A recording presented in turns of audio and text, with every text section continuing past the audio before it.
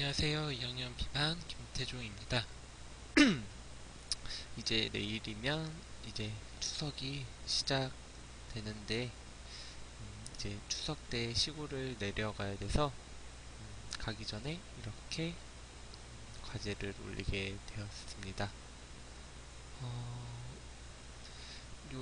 이번에는 이제 범꿀제 기간이랑 추석이 너무 가깝게 겹쳐 있어서 좀 가기 부담스러운 점도 있었지만 그래도 이제 제사도 지내야 되고 해서 이제 짧게 이제 1박 2일로 가게 될 것 같습니다.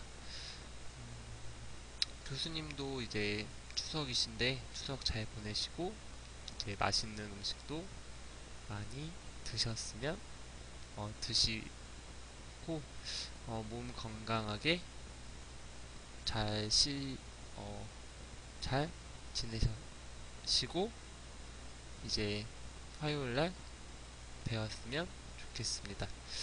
그러면 요거 이제 지금부터 초기체 실습 5번째 동영상을 시작하도록 하겠습니다.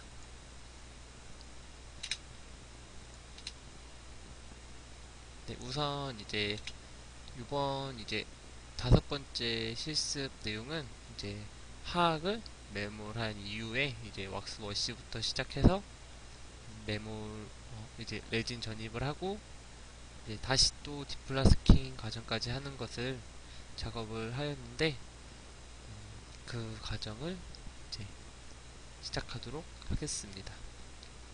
네, 우선은 이제 왁스 워시 과정인데 이날 이제 스팀기가 이제 고장나고 물도 이제 부족해서 좀 실습하는데 많은 좀 이제 어려움이 있었던 점이 동영상을 보면서 생각이 나고 그런 이제 안 좋은 상황에서도 이렇게 학생들 전원이 열심히 실습에 임하였습니다. 그리고 이번 왁스워시는 저희가 직접 해보았는데 지난번에 이제 교수님이 해주셨을 때는 이제 인공치가 탈락되는 부분이 거의 없었는데 이번에는 그런 부분이 굉장히 많아서 이제 레진 전입하기 전에 인공치를 찾고 이제 인공치를 다시 또 이제 그 위치에 식립하고 이런 점이 많이 힘들었던 것 같습니다. 그리고 그 후 이제 왁스워시가 끝나면 이제 휴지를 이용해서 이제 남아있는 왁스를 이제 흡수시켜 제거하게 됩니다. 이렇게 휴지를 이용해서 이제 사이사이 꼼꼼하게 왁스를 제거해 주어야 그만큼의 이제 교합차가 발생하지 않고 좀 더 정확한 초미치를 만들 수 있습니다. 네, 이렇게 휴지를 이용해서 남아있는 이제 왁스가 약간 이제 막처럼 형성되어 있는 부분을 휴지로 제거해주는 영상이고 이렇게 한 후 이제 플라스크 자체가 너무 뜨겁거나 식지 않은 이제 손으로 만질 수 있는 상태가 될 때까지 기다린 후 그 상태가 되면 이제 석고 분리제를 발라주게 됩니다. 이때는 이제 러버는 어차피 분리가 되기 때문에 발라줄 필요는 딱히 없고 이제 석고에 발라주게 되는데 이때 주의할 점은 이제 인공치에는 석고 분리제가 닿지 않도록 조심해 주어야 합니다. 이제 인공치에 석고 분리제가 발라지게 되면 인공치가 이제 인공 인, 아 석고 분리제가 아니라 이제 레진 분리제를 발라주게 되 인공 레진 분리제를 발라주게 되는데 이 레진 분리제를 인공치까지 바르게 되면 인공치가 레진에서 탈락하는 어, 문제점이 있으므로 인공치를 제외하고 발라주게 됩니다. 네, 이렇게 레진 분리제를 골고루 다 발라주고 그 후 과정은 이제 레진을 믹싱하게 됩니다. 이런 식으로 이제 레진이 리퀴드가 날아가지 않도록 믹싱한 후 이제 종이컵에 비닐로 덮어서 리퀴드가 날아가는 것을 방지한 후 이제 병상 단계의 이제 더우 스테이지의 레진이 상태가 되게 되면 이제 그 상태에서 이제 수입자가 작업을 하게 됩니다. 이렇게 떨어뜨렸다가 붓는 상태가 병상 단계고 이렇게 반으로 나누어서 밑에 그러니까 아래쪽 함에도 넣어주고 중간 이제 위에 함에도 넣어주게 됩니다. 그리고 이제 레진을 이제 넣을 때 주의할 점은 이제 밑에 쪽에 좀 더 많은 레진을 부어줘야 합니다. 이 인공치 부분을 좀 더 오버해서 레진을 넣어주는 게 좀 더 이제 사용하기 쉬운 점이고 제가 이번에 이제 거의 마지막 타임으로 실습을 하게 되었는데 레진이 이제 리퀴드가 너무 많이 날아가서 이제 원래는 이렇게 하면 안 되지만 이제 레진을 넣은 후 너무 말라 있어서 리퀴드를 좀 추가하게 되었습니다. 원래는 이렇게 하면 안 되지만 이렇게 하게 되었고 그리고 수입자가 이제 리퀴드가 몸에 좋지 않기 때문에 이렇게 리퀴드를 이용할 때는 손에 꼭 비닐 장갑을 착용하고 나서 이제 작업을 해 주어야 합니다. 제가 이번에 맨손으로 한번 리퀴드를 만져봤는데 손에서 약간 좀 발열이 일어나는 느낌을 받을 수 있었고 그만큼 몸에 안 좋은 것을 몸소 체험하게 되었습니다. 그렇게 레진을 전입하고 비닐을 깐 다음에 함을 다시 합쳐서 이제 시압을 하게 됩니다. 프레스를 이용해서 1차, 2차, 3차로 나누어서 시압을 하게 되고 우선 이제 1차 시압을 하게 됩니다. 이때는 이제 10, 저 같은 경우는 이제 10, 13, 15 정도의 이제 압력으로 이제 압을 가했고 이제 처음에는 10 정도의 압을 가하여 이제 오버된 레진을 이제 제거해주게 됩니다. 이렇게 조각도를 이용해서 불필요한 부분의 레진을 제거해주는 사진이고 이런 식으로 레진을 다 제거하고 이제 하악 같은 경우에는 혀의 위치에는 레진이 따로 필요 없기 때문에 그 부분도 깔끔하게 제거를 해주게 됩니다. 이렇게 레진을 이제 필요 없는 부분의 레진을 제거해 주고 다시 비닐을 끼고 이제 2차 시압을 해주게 됩니다. 이제 2차 때는 1차 때보다는 좀 더 큰 힘을 가하여 압력을 가하게 되고 이런 식으로 이제 인공치 쪽에도 남아있는 레진을 다 제거해주고 그 후 다시 비닐을 끼워서 이제 압력을 가해주게 됩니다. 지금 보시는 영상은 이제 2차 시압 과정의 영상입니다. 2차로 다시 이제 압력을 가한 후 나사를 풀어주고 이제 다시 또 오버된 레진을 제거해주게 됩니다. 그 후 이제 마지막 3차 시압을 하게 되는데 그 전에 이제 레진이 많이 말랐을 수 있기 때문에 리퀴드를 살짝만 발라주고 나서 이제 큐링을 하게 되면 이제 색깔도 좀 더 깔끔하게 나오고 결합도 좀 더 잘 될 수 있게 됩니다. 그렇게 해서 이제 클램프를 이제 단단히 조여주게 되고, 이제 클램프를 조일 때는 3차 시합과 동일한 힘으로 이제 조여주어야 되기 때문에 수입자가 가능한 한 최대한 힘으로 이제 조여주게 됩니다.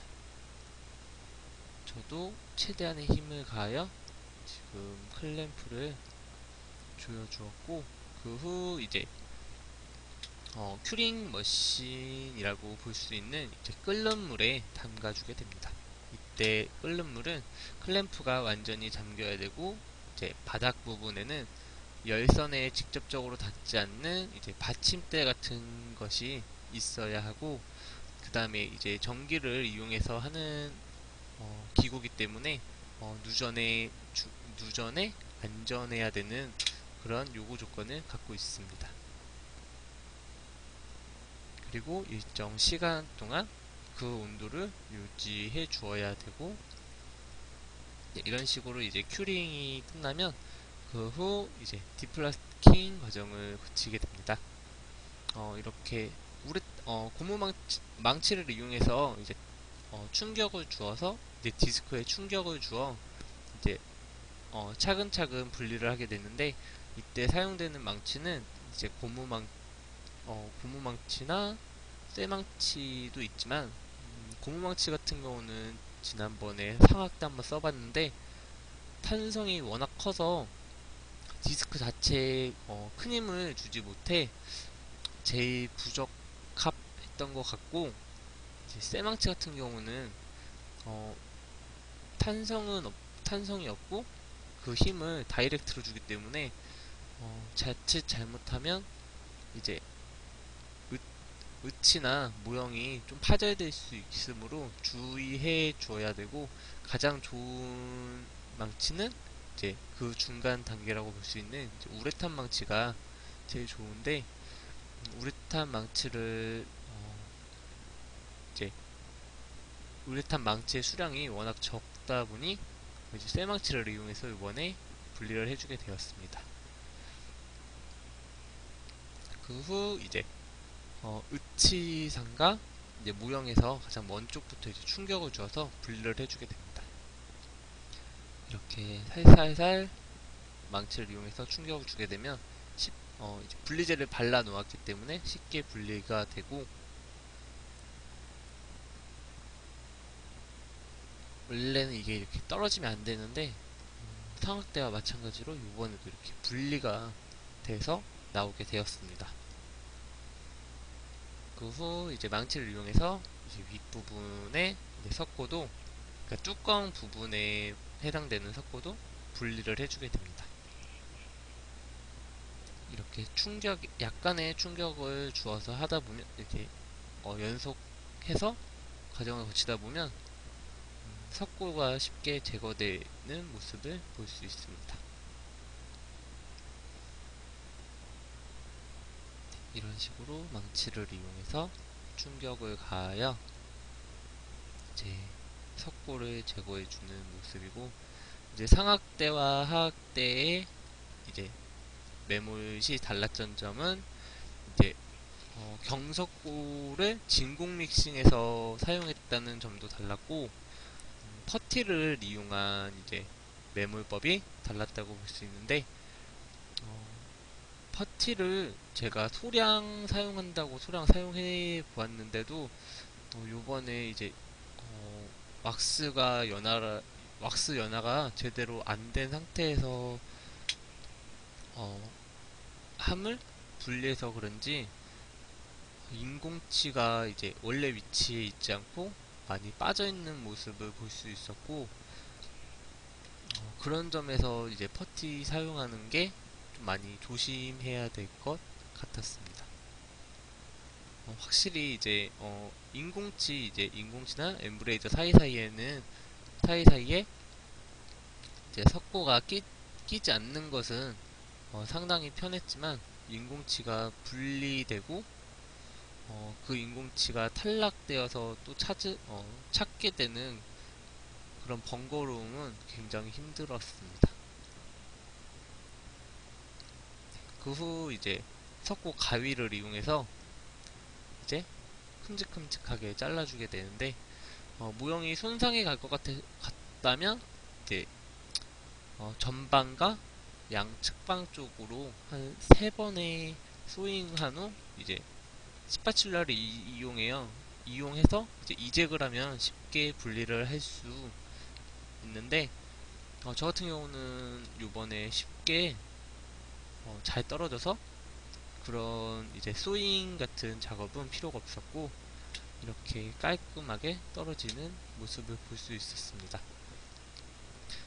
그리고 요번 이제 하하까지 메모를 마치고 느낀 점은, 퍼티를 이용하면 이제 엠브레이저나 인공지에 이제 석고가 끼지 않는 점에서 편하지만, 음, 퍼티의 재료값도 있고, 또 퍼티가 탄성이 심해서 인공치가 탈락할 수 있는 위험이 조금 더 높기 때문에, 다음번에 이제 또 메모를 하게 된다면 엠브레이저가 이제 심한 이제 순측과 협측에 이제 퍼티를 대고, 설측에는 이제 진공 믹싱된 경석고를 이용해서 메모를 하면 좀 더 지금보다 좀 더 정확하고 쉽게 의치가 만들어지지 않을까 생각해 보게 되었고, 어, 상학 때 메모했던 가장 이제 교과서적인 방법인 이제 1차와 2차 메모를 이제 플라스타를 이용하고, 3차 때 이제 경석고를 붓는 방법은 정말 이제 예전 방법이고 구식이면서 숫자가 해야 될 일이 굉장히 많아졌다는 것을 느끼게 되었습니다. 이렇게 이제 다음 시간이면 이제 하학도 팔리싱을 끝나고, 이제 그 후 중간고사를 본 다음 이제 그 다음 시간부터는 이제 새로 이제 총이치를 만들게 되는데, 그때는 이제 콜드 큐링을 이용해서 한다고 이제 수업 시간에 잠깐 들었었는데, 그 방법도 무척 기대되고, 빨리 콜드 큐링을 직접 해보고 싶습니다. 그러면 요번 이제 5번째 발표는 여기까지로 마치겠고, 지금까지 봐주셔서 감사합니다. 그리고 즐거운 추석